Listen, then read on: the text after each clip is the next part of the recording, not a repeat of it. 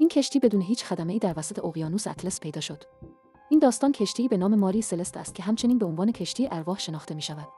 در یک صبح یکشنبه کشتی آماده حرکت بود و مسافران و خدمه آن به همراه بار الکل صنعتی شده که شامل 7 خدمه بود سوار شدند. ماری سلست از نیویورک به سمت ایتالیا حرکت می‌کرد. این کشتی در 4 دسامبر 1872 حدود 10 روز پس از آخرین مشاهده‌اش به طور متروکه پیدا شد. ملوانان کنجکاوی که در حال عبور بودند، ماری سلست را دیدند و آنچه در ادامه دیدند مو بر تنشان سیخ کرد. ملوانان به سرعت وارد کشتی متروکه شدند تا مطمئن شوند همه چیز خوب است، اما آنچه دیدند باور کردنی نبود. میزها برای صرف غذا آماده بودند، اما هیچ خدمه‌ای آنجا نبود.